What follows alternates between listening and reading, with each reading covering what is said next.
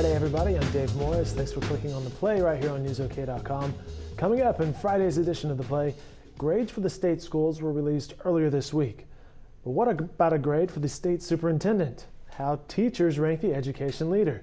And we'll take a look back for those who were brave enough at the OU Baylor game. But first, Oklahoma City police arrest an escapee from Maryland. Anthony Rackley fled an East Coast prison more than 30 years ago. He contacted police to report a crime and then later confessed that he was a wanted man. In Saturday's edition of the Oklahoman, Silas Allen tells us why Rackley decided to turn himself into authorities after being free for decades.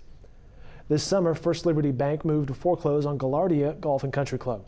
The Arkansas-based company was behind on its payments, and the club was in danger of not being able to pay for daily upkeep. Well, now there's news that two groups are interested in purchasing the property. Oklahoma business writer Brianna Bailey will reveal the potential buyers in the weekend editions of the Oklahoman.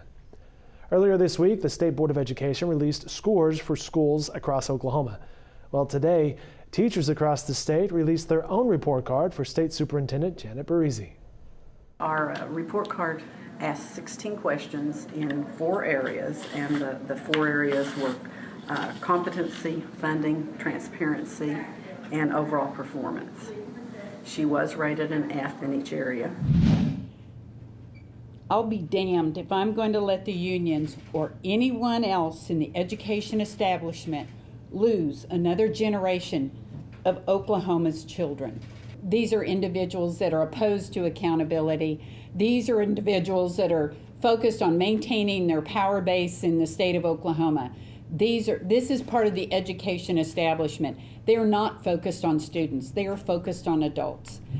And you can watch more of that video online right now at newsok.com, and you can read more about the teacher's survey and more on Barresi's response in Tim Willard's article. Sooner football fans were left stunned by Baylor's domination Thursday night in Waco. The 41-12 final score had fans questioning what went wrong and why they spent 3 hours watching it. Our sports department participated in a 30-minute Google Hangout as part of our regular Friday football hangout, talking about the challenges OU faced on the gridiron and what changes may come to the Crimson and Green as a result. You can find the full discussion online at newsok.com, as well as game analysis and comments from coaches and players. Our crews will be in Stillwater as OSU takes on the Kansas Jayhawks on Saturday at Boone Pickens Stadium. All right, expect mild temperatures this weekend across the state, and then it gets colder Tuesday, so stay tuned for more on that. In the meantime, have a great weekend, everybody. Be safe.